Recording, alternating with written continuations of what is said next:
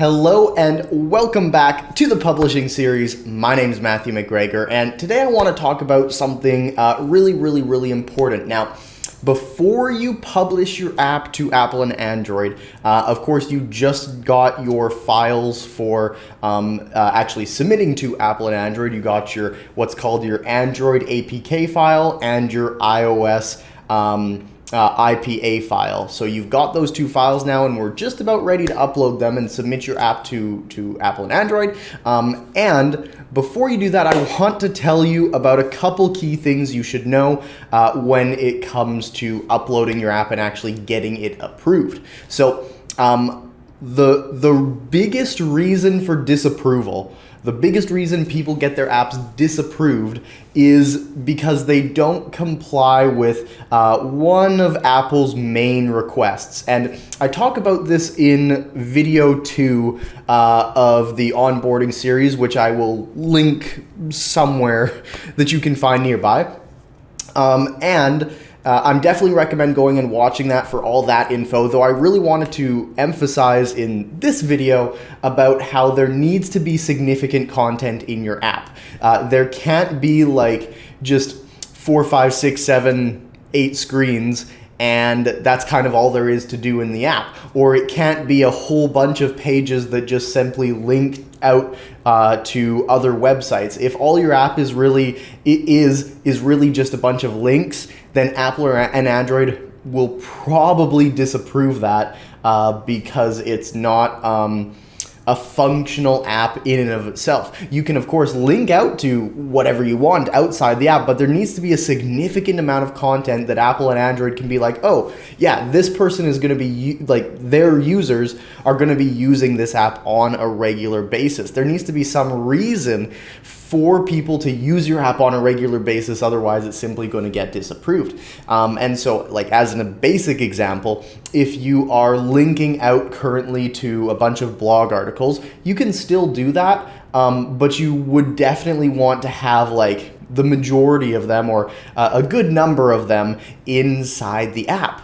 Another example would be if you are right now linking out to some kind of site to watch your videos or your podcast or something like that, you may want to very well consider putting that inside the app.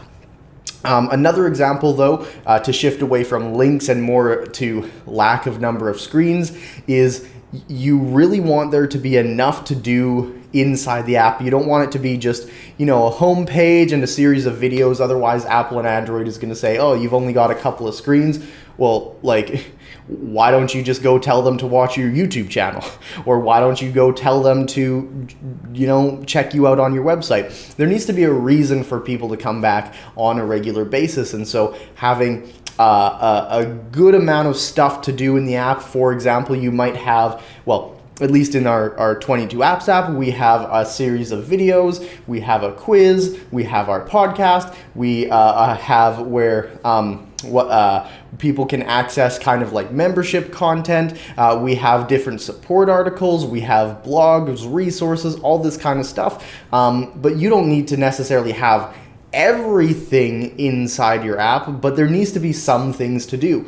And one great thing that we recommend doing is letting users know inside the app that they can enable push notifications, because Apple and Android will notice that and they will say, oh, like, they're letting people know, hey, make sure you've got notifications enabled, this kind of stuff, which means that they're going to assume that you're going to be sending out notifications and bringing back people into your app on a regular basis. But just go into this with a frame of mind that people are going to be using your app on a regular basis. And if you were to ask yourself the question and answer it honestly, if you're to ask yourself honestly, is my app going to be something that people want to use on a regular basis and will come back, a couple times a week, or, at the very least several times a month, to use my app? Will that be, significant? Is that true, basically? And if the answer is no, then you may want to go back to your app and check it out and see if you can add a couple more things. Check out some videos on some ideas that you might be able to add to your app. Check out some of our example apps, right? You might want to include your membership site within the app. So maybe you have like members or some kind of team or something that people can get exclusive access to in the app. Kind of brainstorm different ideas to make sure your app is valuable before you submit it. And the last thing that I'll just say is you can't submit an unfinished app. If you're starting to work on all the awesome, valuable stuff, but it's not finished, Apple and Android will probably disapprove your app. They don't like it when you say content coming soon.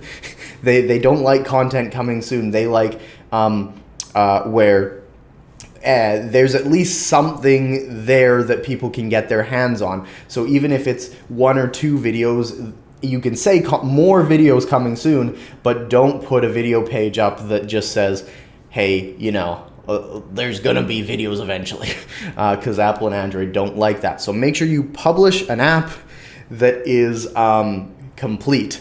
It's just like, well, yes, you could publish an unfinished website. It's better if you release it to the public eye where it's done or done enough where people can start using it on a regular basis. So I hope that's been helpful. I hope that gives you some ideas around creating an awesome app that people actually use on a regular basis. And if you do need to upgrade your account from Lite to Pro to get beyond that 10 screen limit, definitely very well consider doing that, as there's all sorts of other benefits and features and reasons to be able to do that. So with that said, I look forward to seeing you in the next video, where we're going to be talking about actually submitting your app to Apple and Android and going through the whole review and approval process. So I look forward to seeing you there and seeing your 22 app success. Bye for now.